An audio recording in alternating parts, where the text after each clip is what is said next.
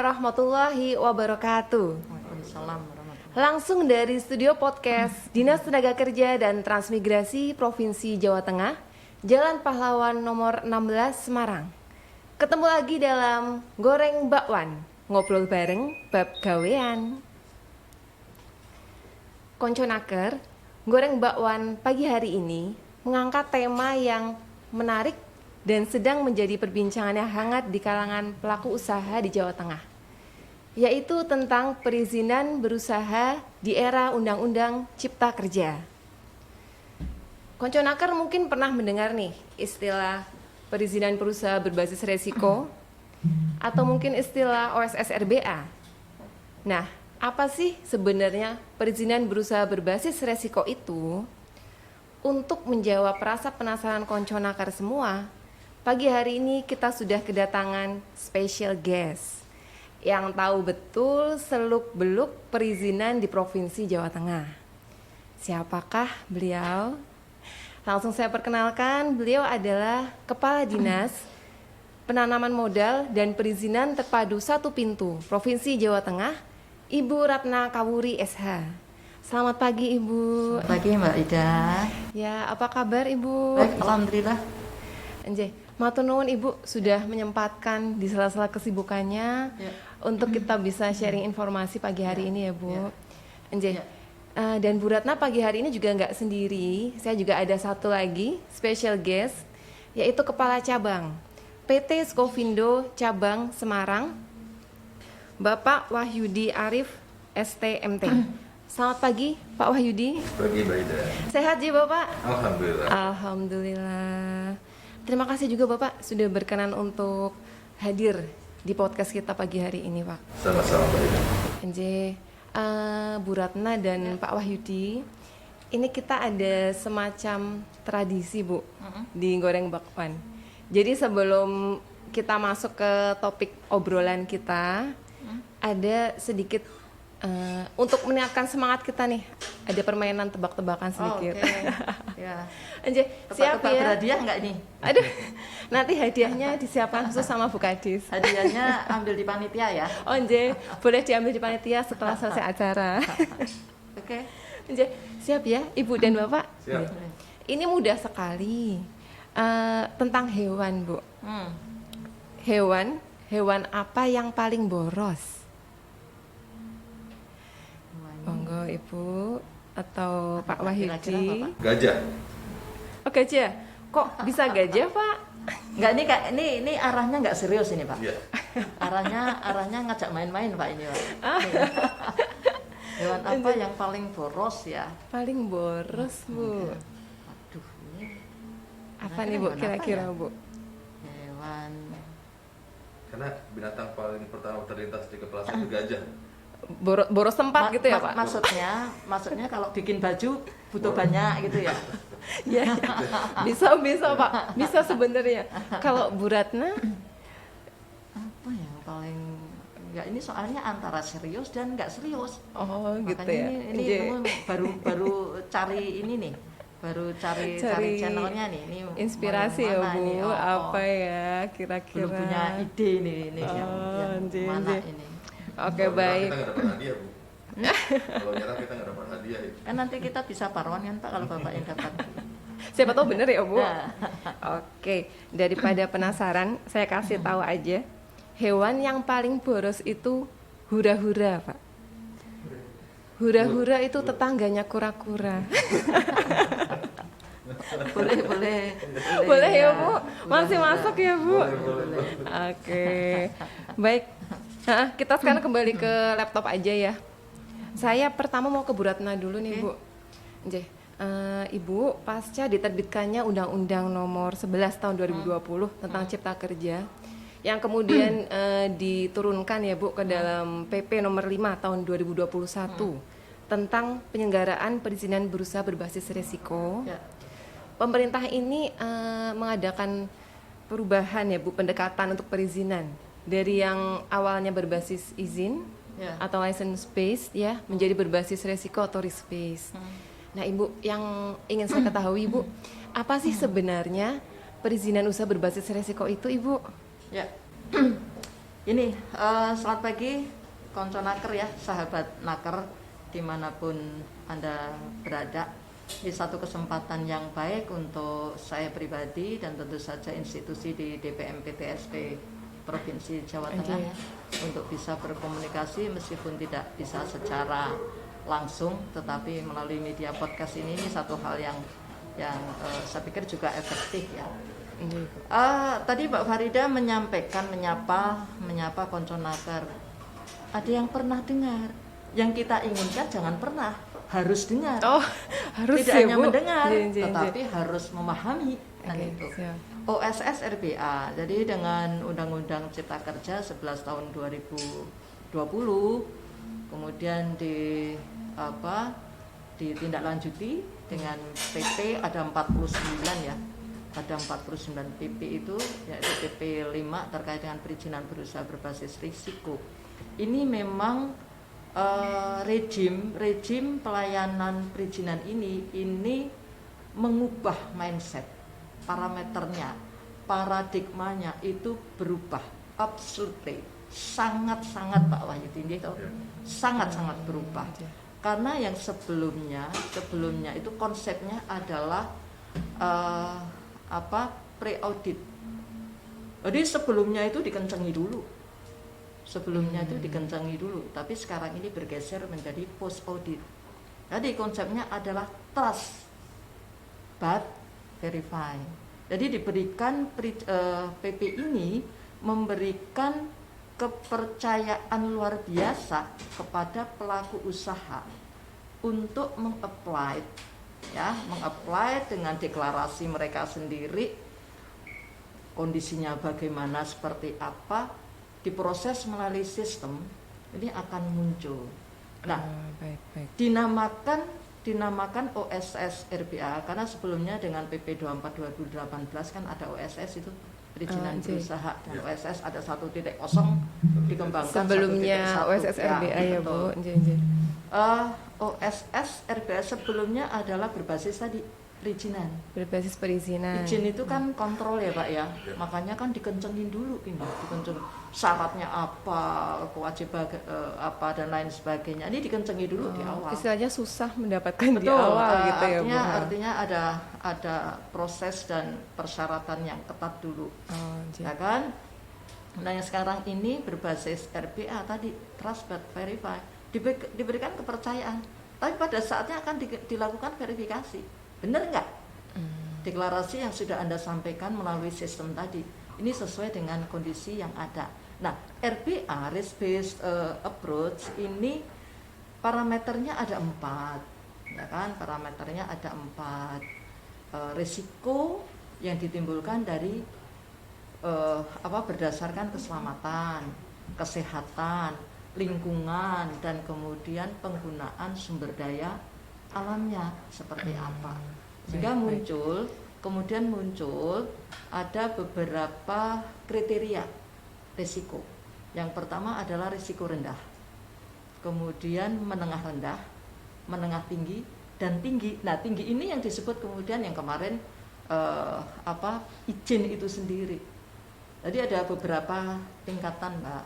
Sehingga sekali lagi kami mohon konco-konco naker nih, sahabat-sahabat naker, ayo coba buka, kemudian pelajari yang terkait dengan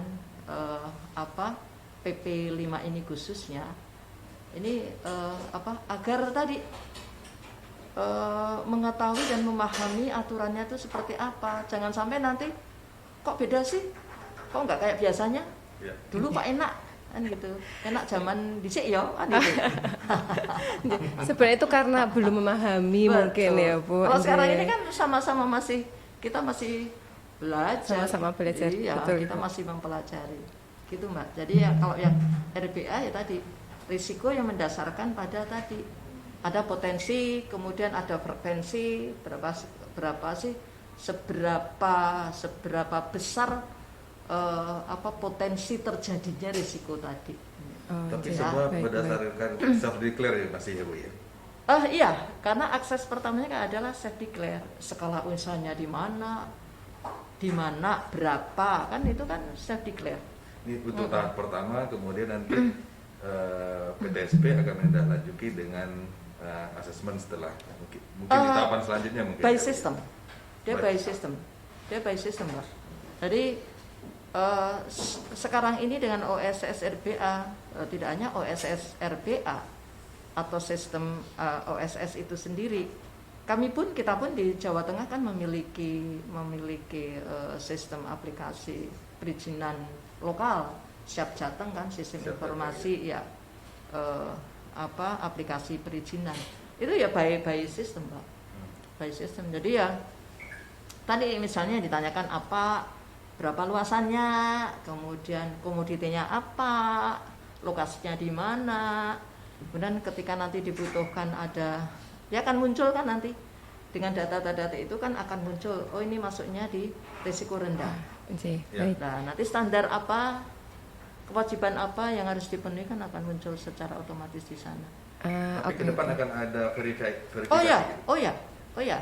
Kalau dengan sistem yang sekarang itu, kalau bahasa sepak bolanya adalah sudden death. Iya. Sudden death. Begitu diverifikasi tidak sesuai ya sudah, Iya. bicaranya adalah sanksi. Baik. Bicaranya adalah sanksi. Jadi Ibu, maka dari itu memang berbasis resiko tadi ya Bu ya, dia Betul. di assess di awal, tapi kemudian akan ada verifikasi lebih lanjut. Baik, kemudian Ibu untuk sektor usaha apa saja ini Bu yang masuk dalam ruang lingkupnya OSS RBA Ibu? Ada 16 sektor. Oke. Ada 16 sektor yang diatur dan tunduk pada perizinan berusaha berbasis risiko ini, 16 sektor. Salah satunya adalah sektor ketenagakerjaan. Baik. Kalau di Jawa Tengah sendiri, kita itu ya kami mengelola berapa ya? 1.359 KPLI yang menjadi kewenangan gubernur, Pak. Dari kami, Pak. Ada 1.359 KPLI itu yang OSS. Kemudian yang non OSS itu ada 48, 77 yang UMKU. Pokoknya rada angel sithik emang. Betul. Memang Sinau lah, detail ya Bu ya. Nanti Kita yang harus non OS-nya melihat. ada 7 dan lainnya ada 3, banyak Pak itu. Oke, Banyak, baik. Iya. Iya. Karena memang ini ternyata sektornya juga luas sekali ya Bu ya, mencakup semuanya ya.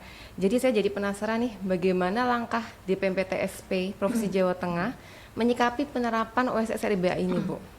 Satu, yang pertama tentu saja penyiapan sarana prasarana, ya kan? Baik. Sistem, kemudian instrumen-instrumen yang lain kan Pak, regulasinya mendukung tidak, sistemnya tentu harus siap. SDM, man behind the gun, ini yang faktor yang luar biasa.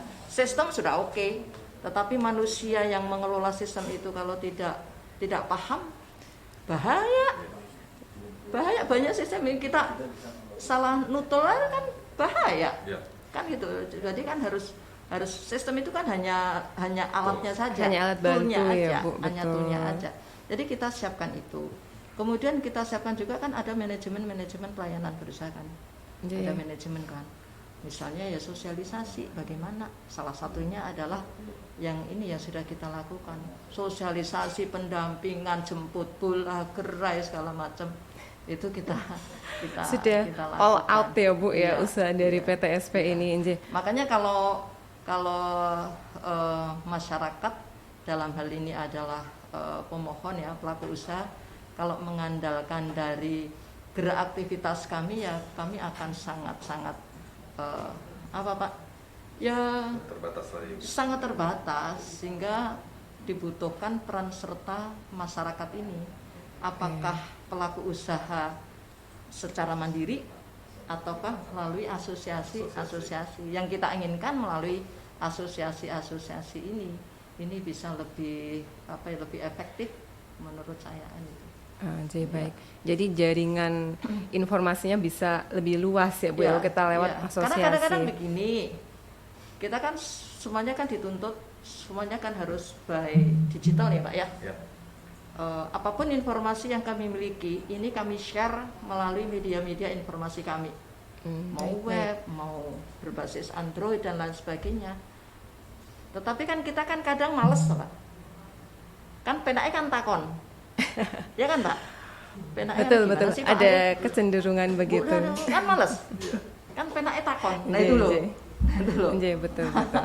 Masih tetap begitu ya Bu ya, walaupun Iya, makanya akses informasi yang sudah pertama terbuka. adalah yang kita butuhkan dari masyarakat itu adalah ya mau tidak mau harus melek teknologi informasi. Gitu, Baik. ya. Dan kita sedang ke arah merubah culture ya Bu. Jadi Oh ini luar biasa. Digitalisasi itu kan ya tadi saya cerita semuanya berbasis sistem. Saya sudah tidak ada tanda tangan. Ini Tanda nggak ada. manual ya Bu ya. Kayak Nggih, gini, nggih. saya tadi cerita ketika TTE tanda tangan elektronik sistem itu kan nggak tanya dulu Bu Kadis slow nggak ya. Hari ini sehat nggak ya, nggak peduli saya isoman ya tetap aja Tetap gini. approve semua ya Bu. Kalau enggak lah saya kan dibatasi argo, Nggih, nggih, nggih. batasi argo Ada gimana? SLA-nya anjir leres. Oke Ibu, menarik sekali.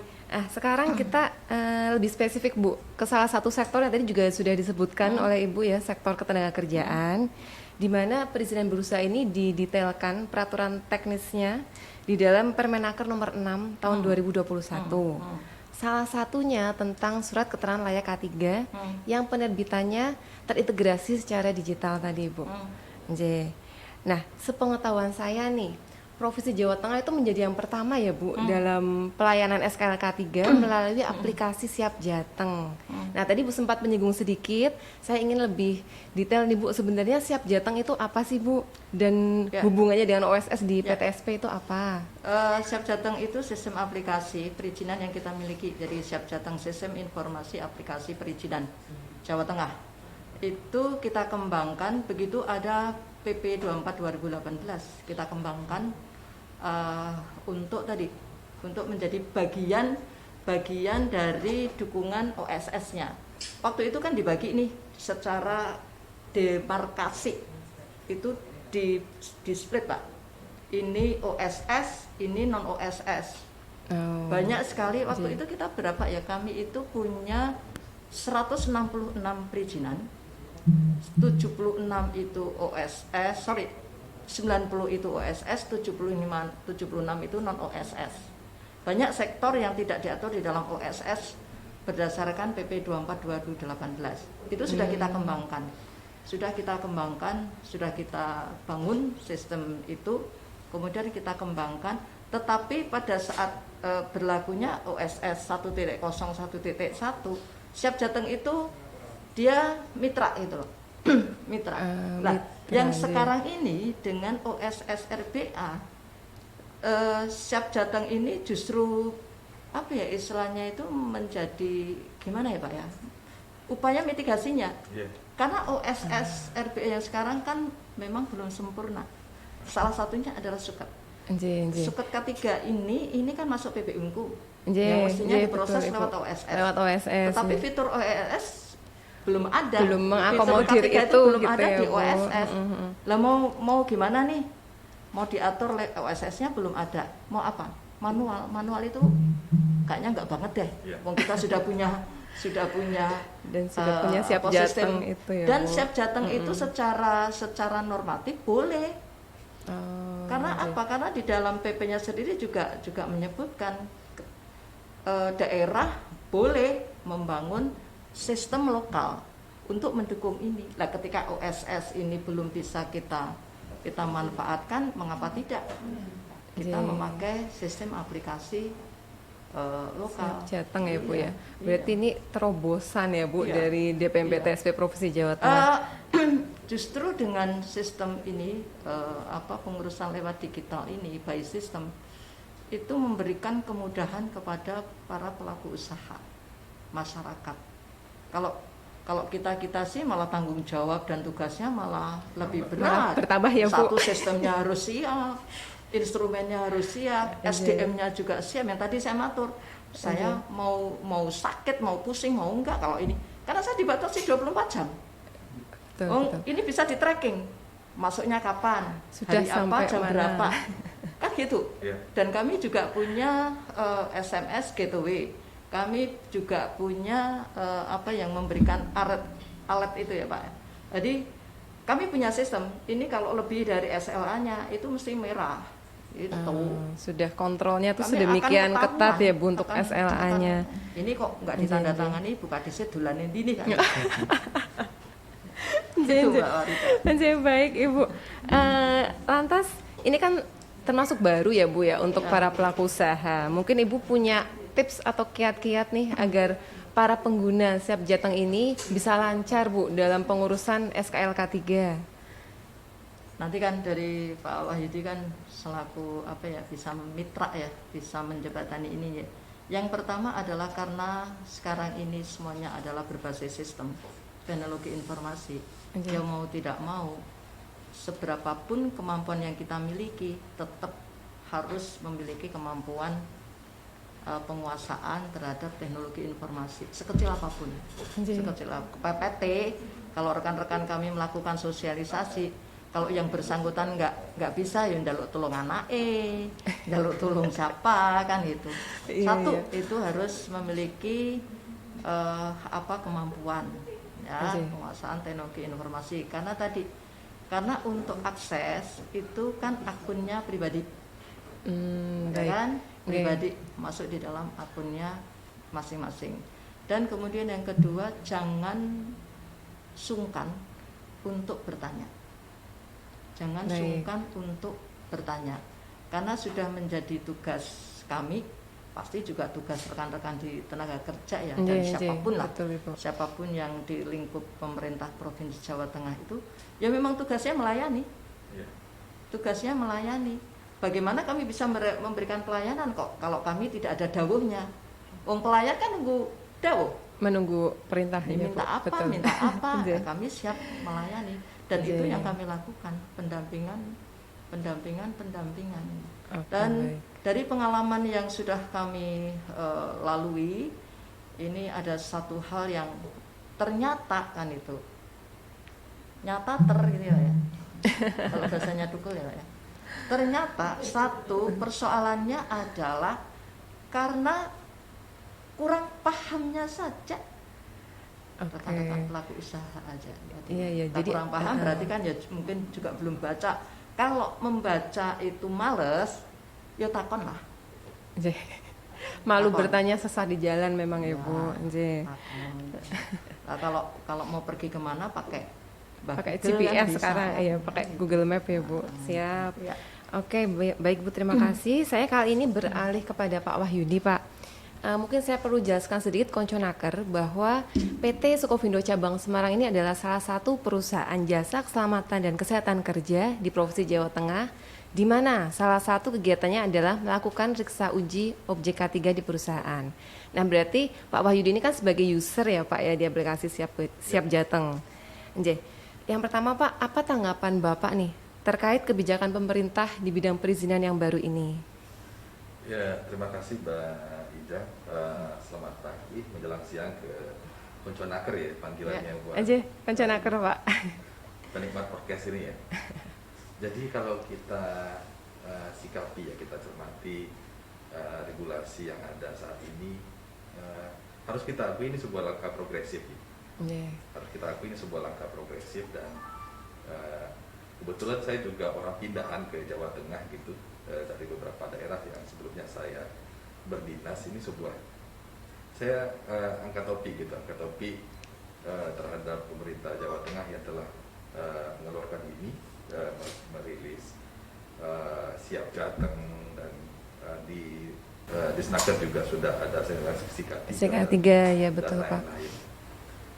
Terus terang semuanya itu terukur dan kita bisa merencanakan pelaksanaan pemeriksaan K3 sampai LHPP terbit dari Disnaker dan sampai SKK 3-nya terbit di Siap Jateng secara terukur.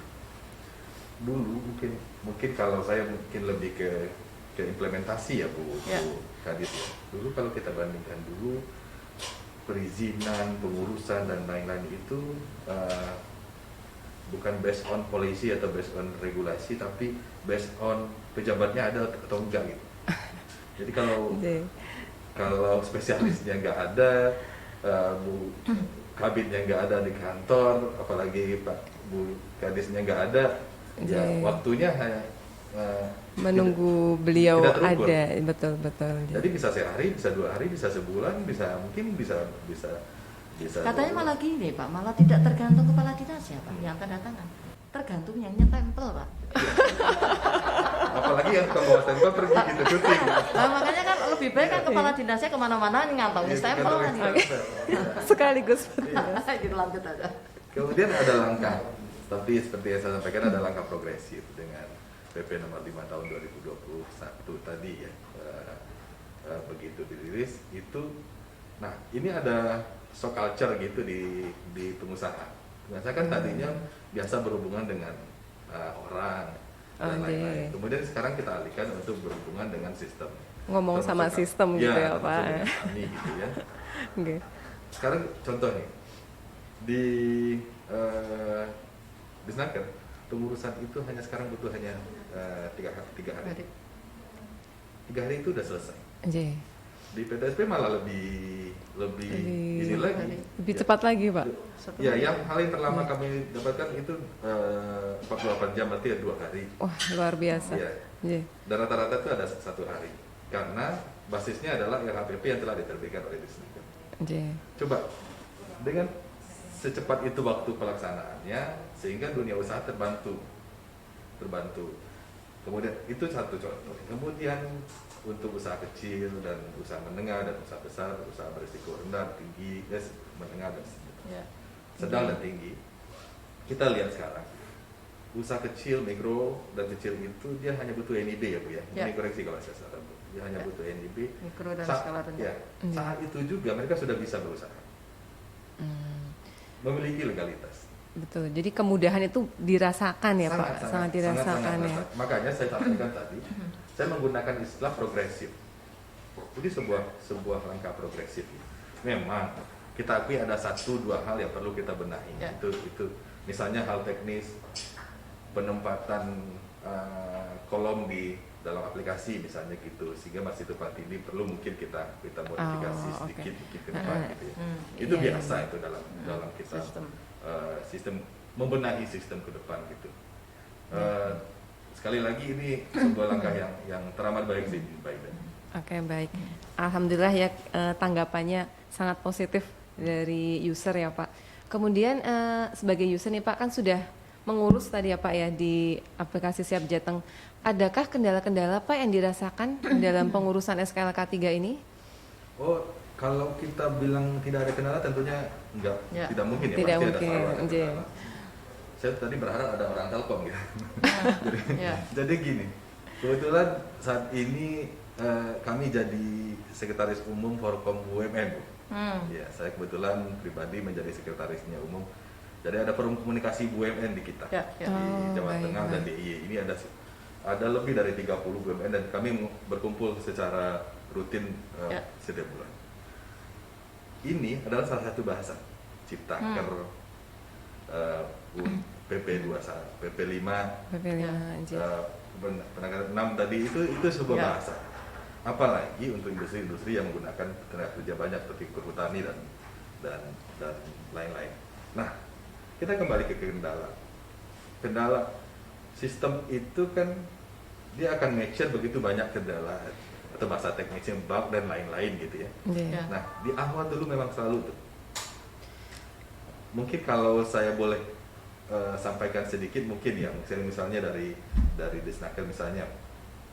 Mungkin perlu rasanya misalnya kita sampaikan SLA ini kita ini 3 hari gitu misalnya. Iya. Ya. Nah, mungkin penyampaian sosialisasi ya, baik. yang terus-menerus sehingga pelaku industri sebenarnya agar pelaku industri itu paham bahwa SLA di sini itu ada 3 hari sehingga jangan baru diupload sekarang besok pagi kita udah ditagih. Ditagih. Gitu. Oh iya, betul. Ya. Nah, kan SLA itu bukan bagaimana ini disubmit dan besok Ya. dirilis, bukan seperti itu gitu. Tapi ada proses sebenarnya seperti yang Ada disampaikan Bu Kadis verifikasi. tadi. Iya, ada proses verifikasi. Ini kan kita sedang merubah culture masyarakat. Iya. Ya, jadi self declare tadi mungkin kenapa saya bertanya ke Bu Kadis, ini nanti akan ditindaklanjuti ya Bu ya, gitu, Iya. dengan asesmen atau verifikasi. Verifikasi. Ya, karena jangan sampai nanti industri menganggap bahwa apa yang mereka lakukan sekarang ini kan self declare, apapun Iya. bisa. Tadinya yang industri itu kan kadang-kadang ada juga yang banyak juga yang nakal tuh. Jadi Ya. skala resikonya itu tinggi, dimodifikasi menjadi rendah agar Ya. lebih ini. Ya, Tapi ya. saat nanti pemerintah akan melakukan verifikasi, itu akan kita konfrontir nanti gitu. Ya. Nah, kendalanya mungkin itu ya. Ya saya sampaikan tadi, di samping tadi secara sistem informasi dari sisi teknis, mungkin sosialisasi. Sosialisasi ya Di Pak. mana peranan asosiasi Ya. sangat-sangat dibutuhkan. Kami dari Forum Komunikasi BUMN kepada semua mitra kami. Jadi mungkin kalau kita tarik, BUMN itu ada 30-an sekian, mitranya di bawah kontraktor, subkontraktor dan lain, itu mungkin ada ribuan di seluruh Jawa Tengah ini, mulai dari UMKM sampai ini. Nah, forum itu bisa kita manfaatkan juga buat ajang sosialisasi gitu. Bahwa baik. jika Anda mau menjadi vendor di tempat kami, ini loh persyaratannya dan lain-lain gitu. Iya. Sehingga kita sinergikan dengan mungkin itu Nggih, Pak. nggih. Baik, jadi itu salah satu channel yang tepat ya Pak untuk melakukan sosialisasi ya. Ya. Baik, kemudian apa nih harapan Bapak untuk pelayanan K3 yang lebih cepat, murah, dan efisien Pak di Jawa Tengah? Terima kasih. Tentu harapan, namanya harapan itu tetap perfect ya. Harapan kita itu kan tetap perfect. Last paper misalnya gitu, tidak ada lagi. Sekarang kan masih ya. Sekarang kan masih kita secara teknis kita harus mengupload laporan. Oh ya, Ya. Tetap Kedepannya ada- tentu kan kita berharap seperti meriksa mobil di izin apa namanya? Kalau mobil Kir itu? mobil umum ya kir Kir, ya. kir di luar negeri itu kan semuanya by system, tidak menggunakan kertas ya, tapi dia sudah mencatat langsung input mengisi- gitu Pak? menginput data di baik, sistem baik. saat dilakukan pengecekan kir di lapangan, sehingga itu tersambung ke sistem dan pada saat itu juga si ini sudah terima si pemilik alat bahwa alat ini layak untuk diterbitkan, perlu diperbaiki atau tidak sama sekali layak untuk Oh, itu kayak dilanjutkan. verifikasinya sudah by system kalau itu ya Pak ya. Ya. Begitu input langsung ada apa ya feedbacknya Bukannya seperti kita itu. sudah ya? Bukannya kita Sebagian sudah kan? masih di Sebagian masih, upload laporan. butuh ini Bu, Oh. butuh verifikasi teknisnya oleh pengawas spesialis bidang yang bersangkutan seperti itu. Itu harus Itu harus fisik. enggak sih Bu, ya sudah Enggak. diupload lewat aplikasi. Laporan, jadi kita fisiknya diperiksa, dibikin laporannya di PDF kan, PDF-nya diupload di sistem. Baru diupload di sistem. Oh, ini yang diharapkan langsung aja di sistem gitu ya? Iya. Nggak bikin laporan dulu, Iya. istilahnya 2 kali kerja gitu ya? Iya. Oh, semuanya diinput, tidak perlu scan-scan lagi begitu ya Tidak Pak perlu ya. iya. Anjay, anjay. Karena gini, saat nanti mungkin ke depan kan, mungkin kan kalau usaha juga masih banyak kekurangan. Kami pun masih banyak kekurangan misalnya gitu.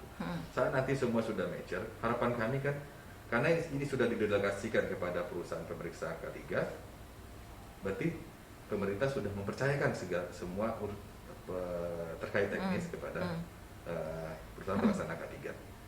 Nah, kemudian kita siapin sistem nih Bu, sehingga tinggal di input by system gitu. Jadi tidak perlu iya. disusun laporan apa namanya LHPP lagi di scan lagi gitu ya Pak. Iya, LHPP-nya Iya. tetap tapi ada. kita tinggal input di dalam Ya, sistem. tidak perlu istilahnya sudah print, scan lagi, upload lagi itu kan Yes. sama aja. Yes. Iya, repetitif ya Pak. Atau ya itu tadi harapan kan mungkin kan kondisi ideal ya. Ya. Kondisi ideal ya yang pertama adalah tentu saja kita ingin mencapai kondisi ideal itu. Ya. Tetapi kan pasti ada tahapannya Nah, ada, ya. ada proses. Nah, yang kedua yang harus juga kita pertimbangkan karena konsumen atau klien atau apa ya Mitra. ya kita itu kan tidak semuanya tadi pemahaman terkait dengan TI kan juga cukup bagus, sehingga kan kalau semuanya memiliki kemampuan yang sudah memadai kan tinggal ini aja main di dalam satu platform satu alat ini bisa akses kemana-mana. Tapi mungkin kan ini masih ada mitigasinya ya kan Mbak ya. Ini ada hard copy dulu, nanti dokumen ini kemudian diupload. Mungkin itu salah satu jembatan tadi ketika kondisinya belum ideal seperti ini. Mungkin seperti itu ya Pak Wahyu. Iya, benar Bu. Jadi seperti yang saya sampaikan tadi, ini kan ada transisi budaya dari konvensional ke digital. Nah, kan lompatan ini mungkin ya, lompatan ini kan perlu bridge, perlu jembatan. Betul. Nah, jembatannya mungkin yang sekarang ini. Iya, Pak. Makanya saya sampaikan tadi, ini yang dilakukan oleh pemerintah Jawa Tengah itu sebuah hal yang progresif, Kita bandingkan daerah penyangga Jakarta lah, saya nggak mau bandingkan dengan Jakarta. Kita daerah penyangga Jakarta lah. Cobalah, mungkin koreksi kalau saya salah, ini jauh lebih maju daripada apa yang dilakukan oleh teman-teman kita yang daerah penyangga Jakarta, yang notabene industrinya lebih banyak. Terutama urusan ke tenaga kerjaan ya di Disnaker kan semua pemeriksaan alat keselamatan itu kan ada di Disnaker. Nah, kebetulan kami tahun lalu bertugas untuk memeriksa di daerah Jabodetabek, di daerah penyangga. Saya tidak mau bilang Jabodetabek, daerah penyangga gitu. Dan itu industri jauh lebih banyak. Ya. Dan ternyata urusannya jauh lebih lama. Iya Pak. Di sini saya bisa ukur tim saya. Jadi jumlah produksi tim kami itu bisa saya ukur. Misalnya satu orang pegawai itu menyelesaikan pemeriksaan tangki 2 unit sehari, 3 unit sehari. Nah, itu produktivitas juga jauh meningkat. Karena sama-sama tunduk di SLA tadi ya Pak ya? Yes. Ya, karena sama-sama tunduk di SLA. Gitu. Baik. Bagus juga. Iya. Terima kasih Pak Wahyudi. Sekarang saya punya pertanyaan terakhir nih untuk Bu Ratna. Apa harapan Ibu untuk para pelaku usaha di Jawa Tengah di era digitalisasi ini Bu? Dan sekalian nanti mau diinformasikan layanan call center dari DPMP TSP Provinsi Jawa Tengah yang dapat dihubungi setiap saat Bu oleh para pelaku usaha. Monggo Ibu. Yang terakhir ya, nanti coba saya minta bantu rekan-rekan, saya nggak hafal namanya. Tapi biasanya call center atau kontak number yang mudah dihubungi kapanpun, biasanya nomornya kepala dinas deh. Waduh, nomornya kepala dinas. Nanti nggak berani nelponnya Ibu. Tidak pada waktu. Siapapun saya di sini. Itu dari yang server namanya. Wah, itu dia. Saya masih begitu. Nanti kami informasi. Jadi gini, harapan kami begini. Yang pertama kami harapkan, kami mohon rekan-rekan pelaku usaha, konconaker. Yang pertama, jangan gamang dulu. Ya kan? Tadi disampaikan Pak Wahyu itu, ini ada satu perubahan paradigma yang luar biasa, mindset yang luar biasa. Tetapi tadi jangan gamang dulu. Yang pertama jangan gamang. Yang kedua jangan a priori. Jangan a priori.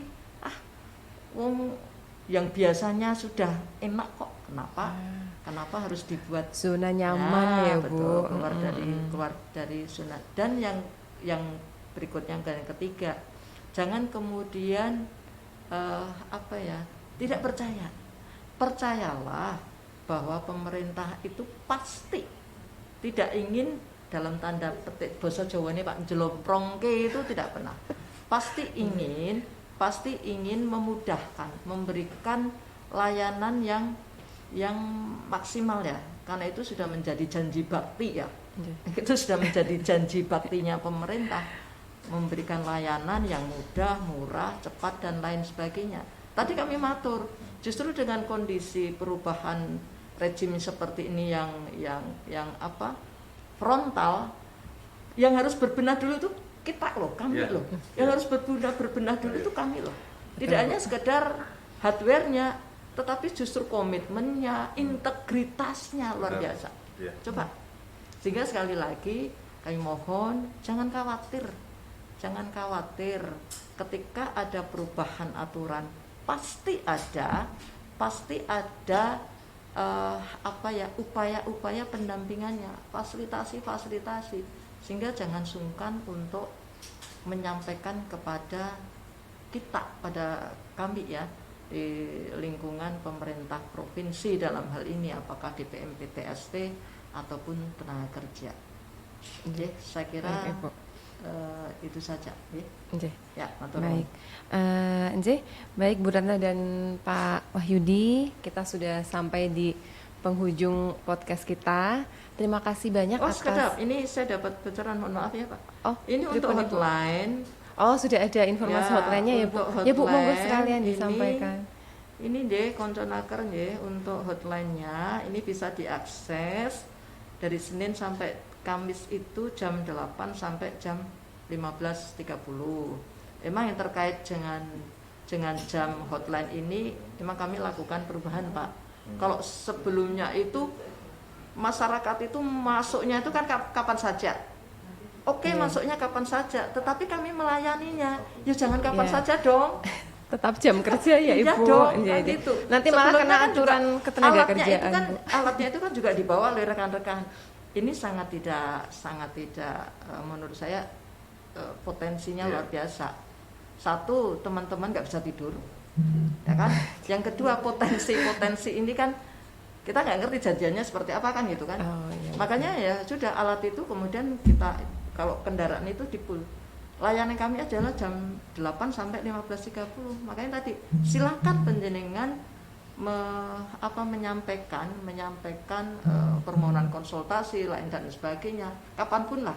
Arturu kelingan takon silakan aja. Tetapi yo terus adek-sanyet. Ya ada aturannya. Kalau Jumat itu kerja. Sampai jam 8 sampai jam 2. Nah, untuk hotline-nya ini nggak ada tulisan di sini ya.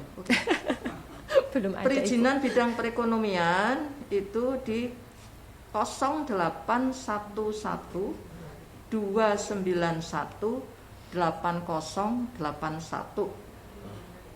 Kemudian untuk perekonomian ini termasuk suket ya. Suket K3 di perekonomian. Jadi silakan rekan-rekan konconaker itu kalau ada pertanyaan, konsultasi dan apapun yang terkait dengan sektor ketenaga kerjaan, silakan bisa kontak ke 0811 291 8081. Saya kira ini, kalau yang lain bolehlah nanti. Tapi itu bukan nomornya Bu Kadis kan Bu ya? Enggak Pak, enggak. Tapi itu kayaknya paling cepat itu malah lewat nomor Bu Kadis. Siap. Jangan sampai lupa tuh tadi dicatat ya Bu nomornya ya, nomor yang penting.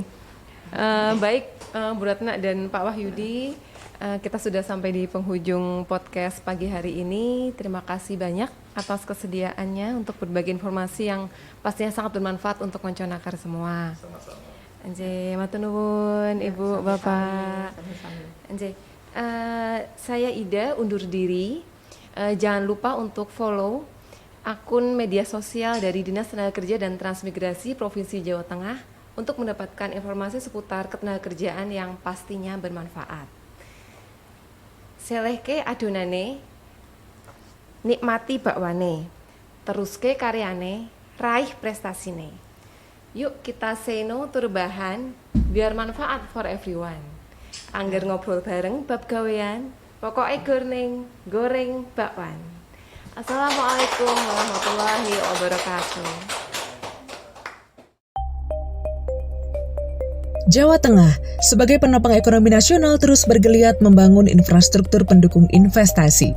Mulai jalan tol, pelabuhan, bandara, jaringan gas, jaringan listrik, dan waduk, hingga akselerasi pembangunan beberapa kawasan industri. Dengan dukungan investasi di 35 kabupaten kota, di sektor manufaktur, listrik dan gas, menjadikan Jawa Tengah sebagai magnet bagi investor dalam dan luar negeri. Dibuktikan dengan tren positif pertumbuhan investasi dan mampu melampaui target sebesar 202% di tahun 2020. Sejak pemberlakuan Perpres 91 tahun 2017 dan PP 24 tahun 2018, kami langsung bergerak cepat melakukan perubahan, mulai dari regulasi, bimbingan teknis, penyediaan layanan berbantuan dan mandiri, hingga jemput bola OSS. Kegiatan penting lainnya seperti forum PTSP dan evaluasi kinerja PTSP juga kami laksanakan secara berkala. Saat pandemi COVID-19, kami memberikan pelayanan kemudahan berusaha dengan menerapkan protokol kesehatan secara ketat, inovasi nomor antrian online, layanan konsultasi online, dan pengajuan perizinan online merupakan upaya untuk mengurangi kerumunan dan tatap muka. Berkat kerja keras bersama pada tahun 2020, kami mampu meraih juara 3 pada Lomba Inovasi Daerah Tatanan Normal Baru Produktif dari Kementerian Dalam Negeri, penghargaan predikat wilayah bebas dari korupsi, serta keterbukaan informasi publik. Kini, kami siap menyongsong pemberlakuan OSS RBA sebagai implementasi Undang-Undang Cipta Kerja. Senantiasa berubah untuk berbenah, menjaga integritas, menyesuaikan regulasi dan teknologi dalam rangka peningkatan kemudahan berusaha bagi masyarakat dan realisasi investasi di Jawa Tengah. Central Java, trust us to invest.